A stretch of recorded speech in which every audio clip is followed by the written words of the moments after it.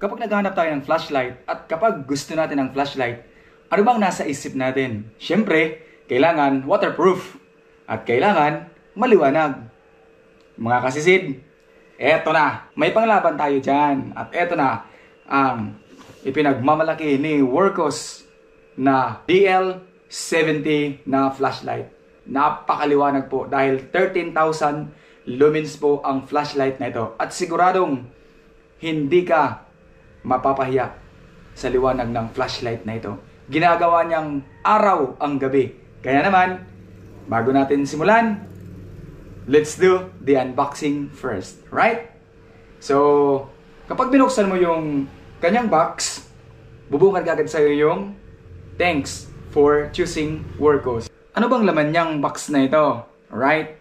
Yung box na ito ay naglalaman ng quick start guide, charger, cable na Type-C, spare na O-ring gasket, lanyard. Pinaka-importante sa lahat, ang kanyang flashlight.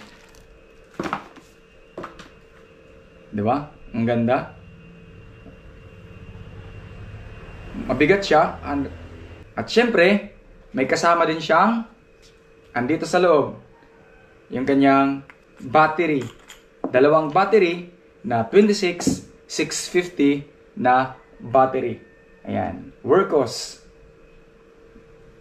26,650 na battery. Ganda oh.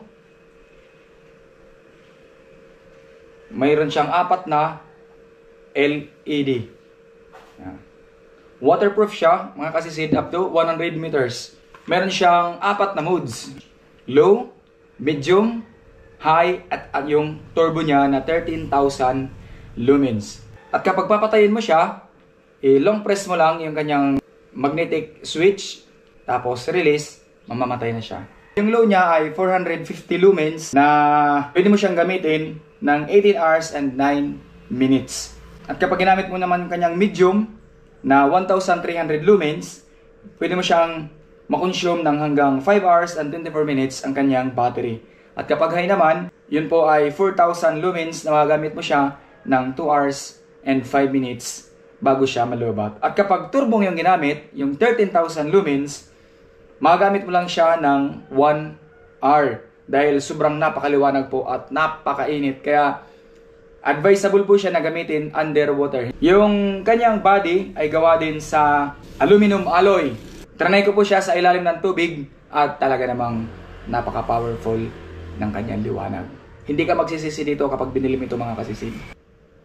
Kung interesado po kayo at gusto nyong bumili ng ganitong flashlight, mga kasisid, ilalagay ko na lang sa description ng video nito or sa comment section yung presyo at check nyo na lang sa kanilang store. Okay? So, susubukan natin ngayon. Ito yung kanyang low. Ayan. O, kita nyo naman. Hindi siya gaanong malakas. Tapos ito naman kanyang medium. O, ayan. Medyo malakas na. Ito, medium pa lang. Talagang mapapawaw ka na. Ito yung kanyang high. Ayan. At ito ang pinakamalakas. Tingnan nyo. Yung kanyang turbo. Wow! O, diba? Grabe. Napakaliwanag. Yun.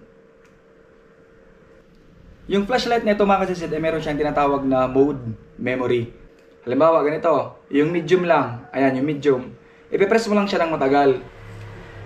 Tapos, pagbukas mo ulit, nasa medium ka pa rin. Ayan, ganyan. So, para, halimbawa, kung nagtitipid ka sa battery, yung medium lang yung gagamitin mo, gagawin mo lang, isi-select mo lang yung medium, tapos, palagi mong, pagpapatayin mo siya, palagi mo siyang ipipress ng matagal, yung kanyang switch. Para pag switch mo ulit, ayan, nasa medium ka ulit. Yan tinatawag na mode memory. Kaya, makakatipid ka talaga pag ganito yung flashlight, di ba? So, makatitipid ka na. Kaya naman, nasubukan ko na rin ito, mga kasisid, nung ako ay mag-spear fishing, talagang bilib ako. Kahit yung mga katabi kong namamana, napawaw talaga sila. Nung umahon kami, nagtanong sila kung anong gamit kong flashlight. Tapos, in-introduce ko ito sa kanila. Marami nang bumili nito dito sa amin, mga kasisid. Dahil nainganyo sila, dahil sobrang napakaliwanag talaga. Magagamit ito lalo na kapag maghahunting ka ng bagulan. Kitang-kita mo talaga. Kahit mag-camouflage pa siya, Hindi siya gumagalaw. Kapag ito ang gamit mo, talaga namang hindi ka mapipigo. Powerful talaga ang flashlight na ito. Kaya naman, ano pang ginantay nyo mga kasisid? Bili na.